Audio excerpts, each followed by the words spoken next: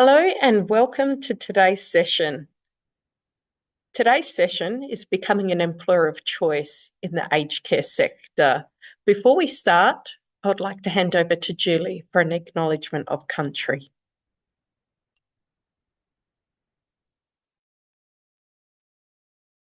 Thanks, Maria. I would like to acknowledge the traditional custodians of the land on which we meet today. The Adelaide Hills Council conduct their business on Kaurna and Paramount land and pay my respects to elders past and present. I extend my respect to the Aboriginal or Torres Strait Islander people who are present today.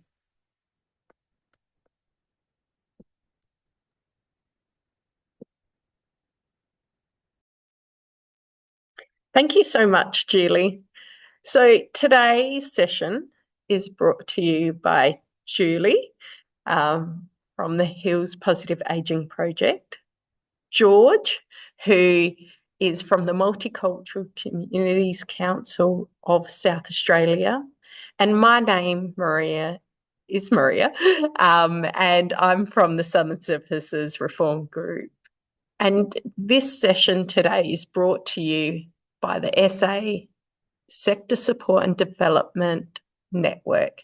So without further ado, I'm going to hand over to George, who's going to bring you today's session on becoming an employer of choice in the aged care sector.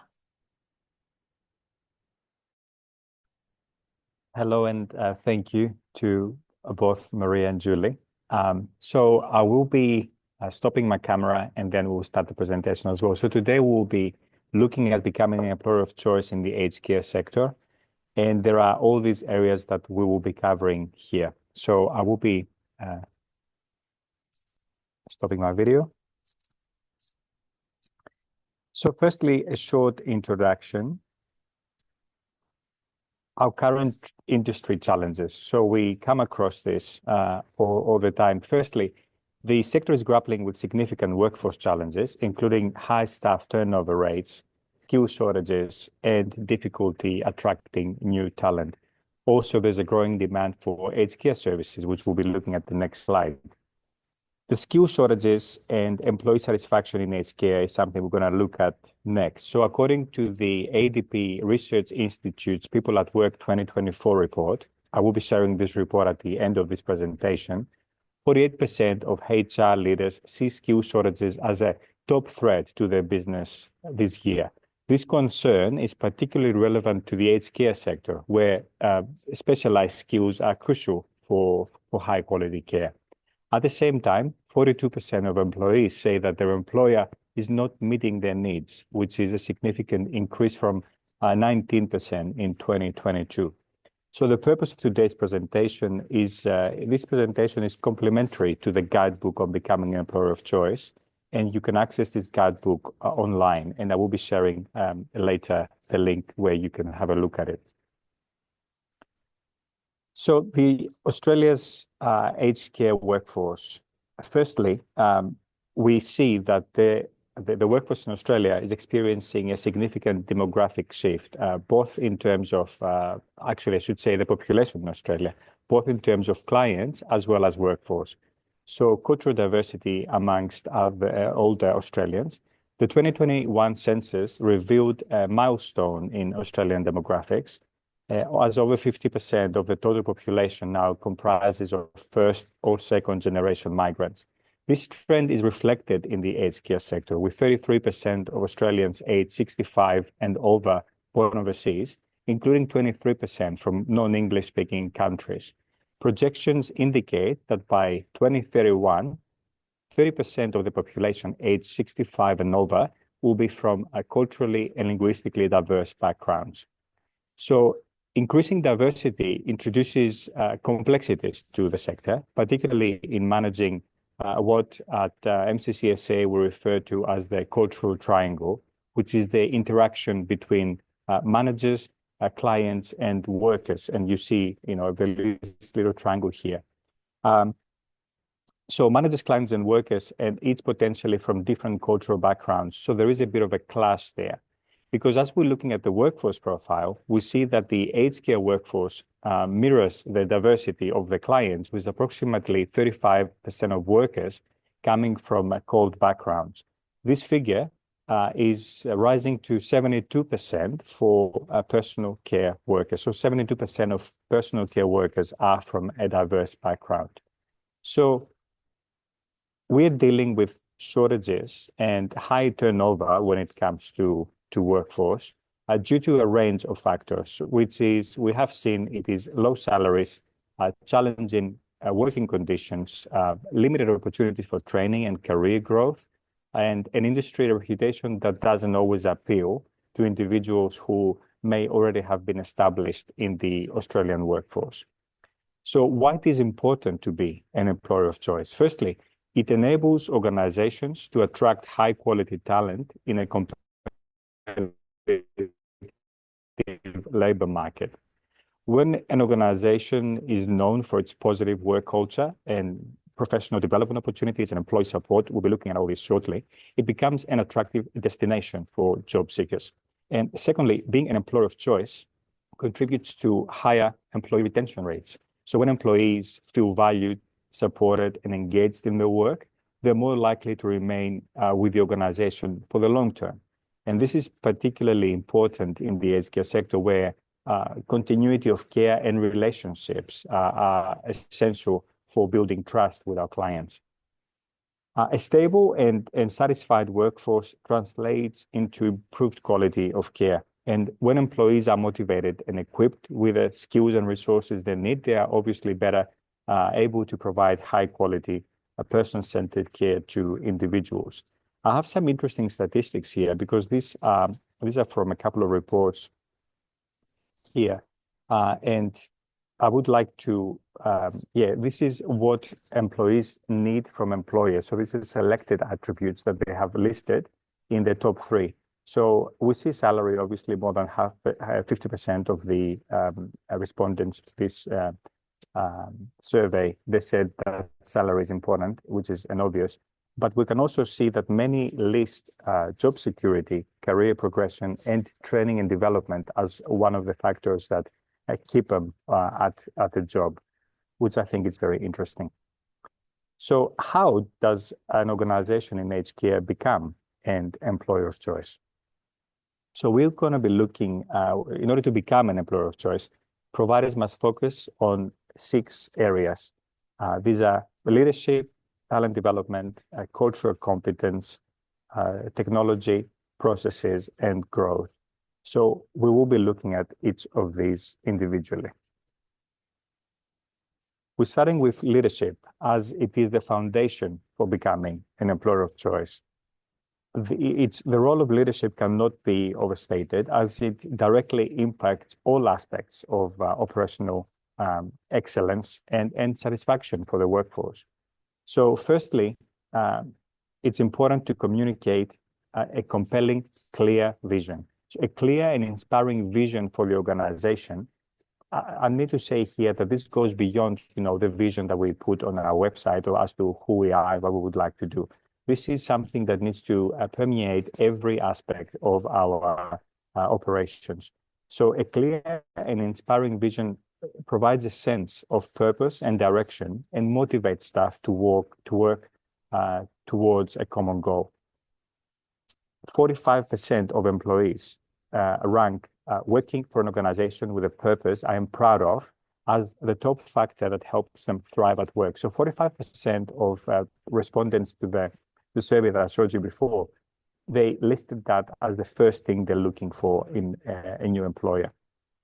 The second point is transparency and inclusion. Leadership needs to foster a culture of transparency, open communication, and inclusion. And leaders should regularly engage with employees in order to share information and seek feedback to create a trusting environment. And we will be talking about this again in a few slides. And obviously, leading by example, the values and the behaviors that they expect from staff, they also need to be demonstrated by the leaders. And we're talking about empathy, respect, accountability. These set the tone for the entire organization. The next point is talent development. So this is essential for attracting and retaining skilled workers. And we have listed a few strategies there. The first one is career growth. So we need clear career pathways. The employees, they need to have an understanding of the career opportunities available within the organization and receive regular feedback on their performance and development. Everybody wants that. Everybody needs to know how they're doing and how they can progress.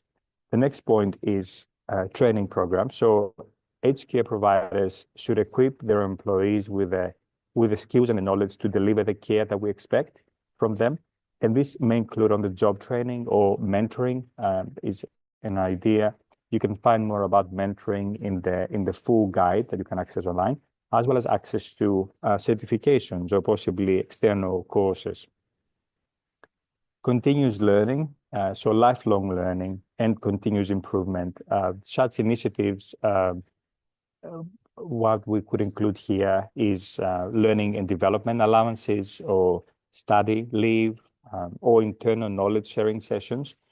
Consider digital learning as well, as 82% of employees, they see technology allowing them to learn anything more effectively. So 82% of employees actually prefer online courses or digital learning as compared to in person. And finally, recognizing and rewarding high performance employees. This cannot be stressed enough. As the aged care providers, they should acknowledge and celebrate the achievements and contributions of the staff. And this can be even, say, some sort of a formal award or informal gestures or of appreciation. There are many organizations around Australia that are doing this really well. You can find some examples in the guide, but there are many organizations that are having schemes where they are rewarding their staff with, it can be an award or it can be a gift or something else. It also motivates them. The next point is cultural intelligence and competence. So diversity is the new reality in the aged care sector, and providers that embrace and manage it effectively will be best positioned to deliver culturally sensitive care. The Mercer Global Talent Trends 2024 report, again, there is a link at the end of this presentation. It reveals that 98% of HR leaders report the company's diversity initiatives have produced results over the last few years.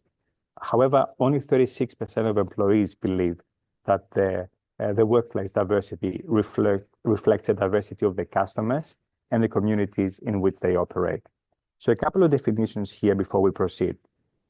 Cultural intelligence and cultural competence. We at MCCSA, we don't use this interchangeably. So cultural intelligence is the individual's capacity to navigate situations influenced by cultural diversity, whereas cultural competence, on the other hand, refers to an organization's ability to ensure that services and products are provided inclusively and effectively. So in order to become an employer of choice, aged care providers can focus on developing individual cultural intelligence, and the benefits are numerous. We're listing some there. The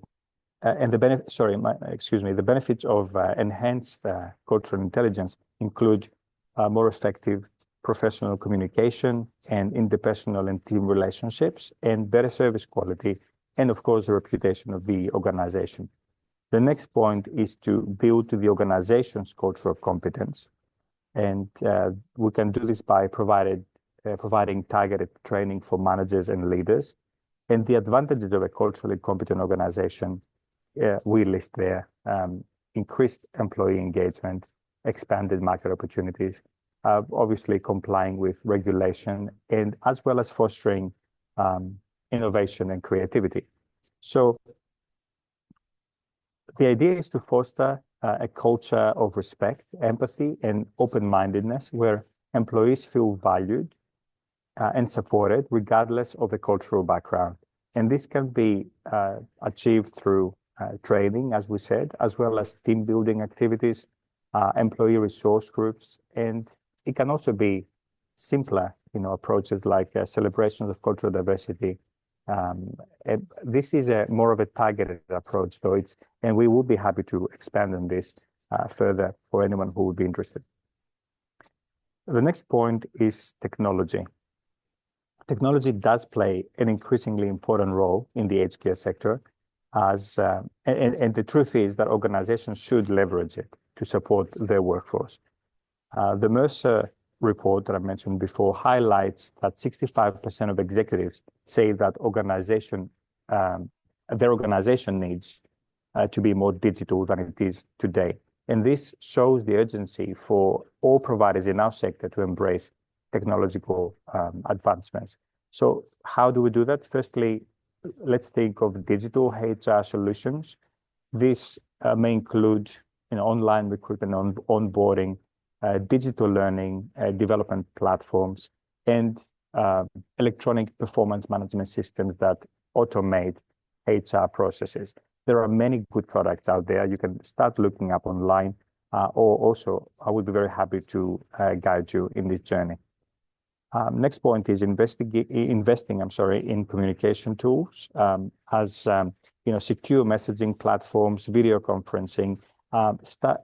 This happens organically quite often, where staff will start their own groups online in order to support one another or ask questions to one another. But the thing is that we have to think of cybersecurity and creating a safe environment where this information, particularly as we are talking about people's, quite often it's the case where we're talking about people's personal information, we need to ensure that this remains secure. And finally, AI is bringing a revolution to the aged care sector. And as I say, it's not a matter of if AI will be part of our work, but when that happens. 53% of executives, they project that AI and automation will bring a 10 to 30% increase in productivity in their organizations over the next 3 years. For our sector in particular, AI can be used for scheduling, documentation, note-taking, and there are even more advanced technologies that may already be in production. And one that I know is for risk assessments. That's a quite interesting one. The next point is processes of the organization. So providers should review and optimize the processes to reduce any inefficiencies and support the workforce. Key strategies include adopting standardized processes and identifying waste. And by waste, we mean all unnecessary paperwork or paper trails, duplication of effort. So many of the workers doing exactly the same work because we haven't found a way to streamline the paperwork. And this also takes a lot of time. Interestingly, data reveals that 42% of employees cite they have too much busy work. So tasks that don't really add value. And that's the biggest drain on their productivity. The next point is fostering a culture of continuous improvement. So organizations should create channels for employees to share their ideas and suggestions for improvement. I'm talking about this on the next slide as well a little. And finally, reviewing and updating processes. So ensure that all the processes remain relevant and effective for both employees and clients. It is not uncommon to see in many organizations things that have been put in place 5, 6, 10, 15 years ago, and they're still being used as part of the process, even though they don't really offer much to it anymore. The next point is a growth of an organization. So providing opportunities for growth and development for the workforce is crucial, and this can only happen in an environment that supports personal and professional growth for the staff. So firstly, offering career opportunities, including specialization, for example, in specific areas of care, or leadership roles, cross-functional experiences. That's something that we see where a worker can be asked to work in different parts of the organization so that they get a better understanding of how things work. And I do need to mention here the statistic that 34% of employees, they rank career progression amongst their top job priorities. The next point is leadership pipeline, which means create a pipeline for staff to get leadership positions, identify and nurture the high potential employees, providing them with targeted training or mentoring, which means practically matching them with someone in the organization so they can learn from someone who has already done it. And this also exposes them to leadership or responsibilities. And finally, this is what I wanted to spend a couple of minutes on.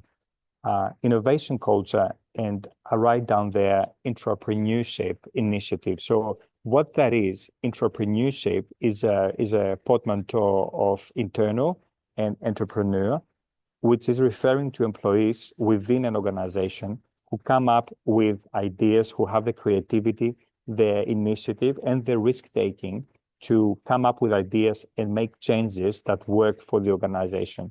We need to be listening as a sector. We need to be listening more to those people that have these ideas, and as they are often the catalysts for innovation.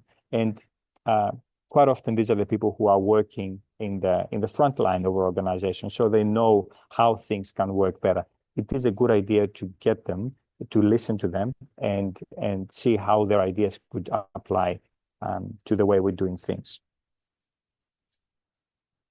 So we quickly looked at the roadmap to becoming an employer of choice. This is not a one-off solution and just ticking boxes, but rather it's a journey. And you can access this full guidebook at mccsa.org.au, and you can see the link at the bottom of your screen. And I highly recommend having a look at it. It also includes examples from around Australia as to how other organizations are doing things, from awards, as I said, awarding employees, to utilizing AI for the education of staff and the staff training. There are many good ideas in this guidebook, which I highly recommend you downloading. Now, as I said, it is becoming an employer of choice requires strategic investment in the workforce. And the environment needs to be valuing and developing staff. And that's when organizations can attract the talent, they improve the care quality, and meet the future aged care demands. Now, you will see, and you can pause at this point if you would like, and have a look at the references, which include some of the resources that I mentioned in this presentation. Either this page or this one here, it continues. Some of these are really good to read because they give some really good insights about how to do things and practical ideas as to how to engage your staff. Obviously, you cannot click on this to connect directly to this resource, but you can access the guide, and in the guide, all these are linked, and you can access them from there. So this brings me to the end of the presentation. Thank you very much for attending, for your kind attention, and I will pass on now back to Julie and Maria. Thank you, George. Thank you to all of those attending the SA Sector Support and Development Aged Care Advantage, becoming an employer of choice in the aged care sector. Again, thank you, George, for your insight and relevant information in this presentation, and please go back to the guide and look for those resources.